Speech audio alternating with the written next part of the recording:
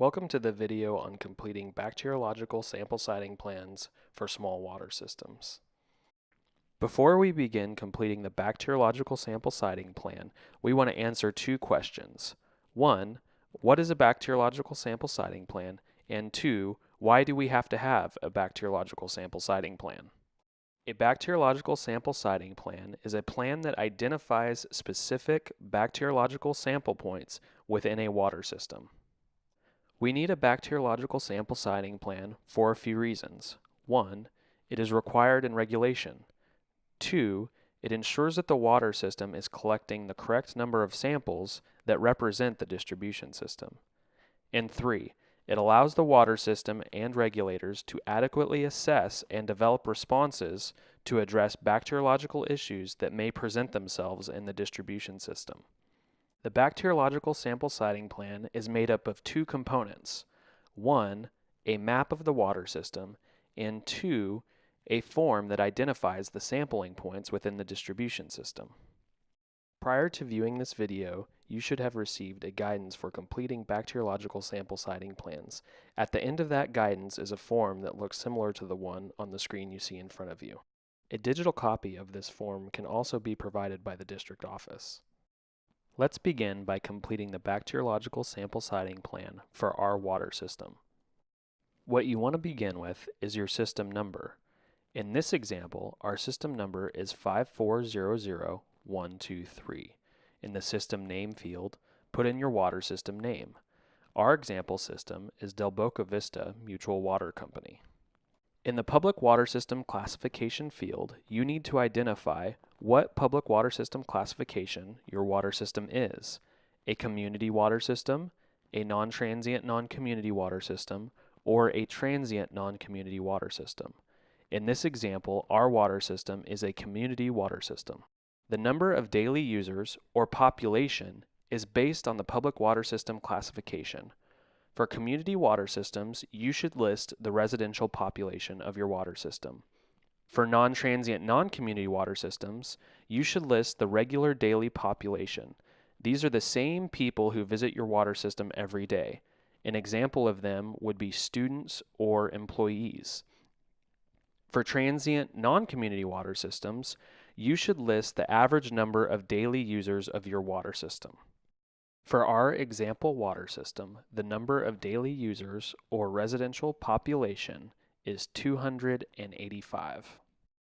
The number of active service connections is the total number of all types of active service connections within the water system. A service connection should be considered a connection or lateral off of the water main. Connections could be homes, businesses, commercial buildings, industrial buildings, etc. For our water system, the Del Boca Vista Mutual Water Company, the total number of active service connections is 118. The sampling frequency field indicates the number of routine bacteriological samples a water system is required to take per month. This is specified in regulation and is based on the number of service connections and the population of the water system. If your water system has 400 service connections or less and a population of 1,000 people or less, your sampling frequency will be 1 sample per month.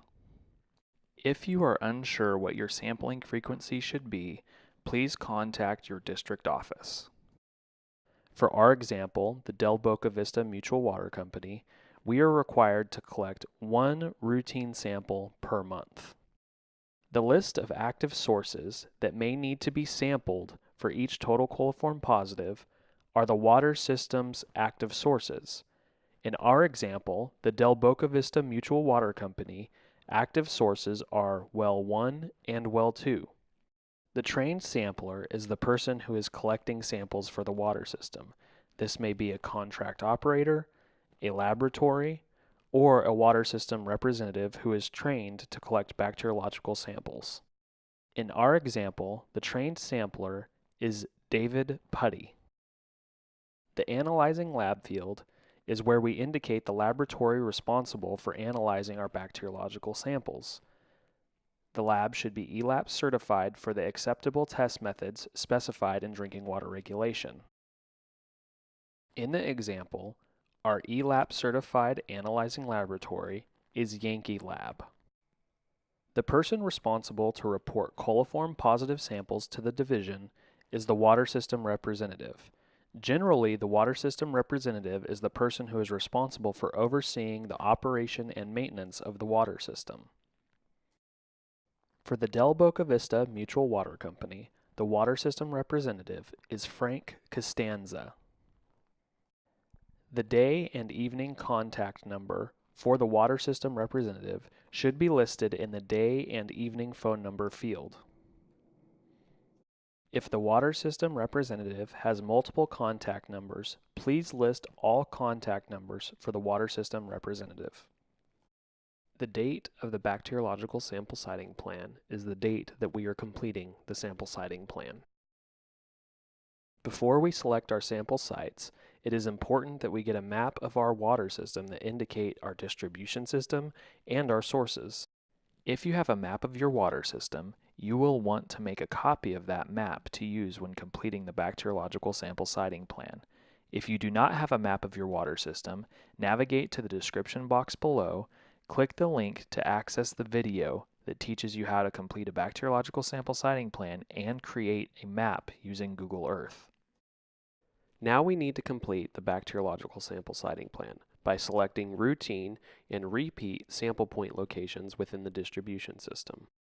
For water systems that do not have dedicated sample taps within the distribution system, it is important that you work with property owners to ensure that you have adequate access to outside hose bibs for sampling. For this water system, our one routine sample site, or one ROU, is going to be at a hose bib sample point. The location will be representative of the distribution system at the address 124 Kramer Avenue. The months that we will be collecting samples for this location is January through December. For our water system, it is the same sample site every month. Now we need to identify our first repeat sample point on the bacteriological sample siting plan form. Our first repeat sample site needs to be within 5 service connections upstream of the routine sample site. For our water system, we identified 129 Kramer Avenue as our first repeat sample site. Our second repeat sample site needs to be within 5 service connections downstream of our first routine sample site.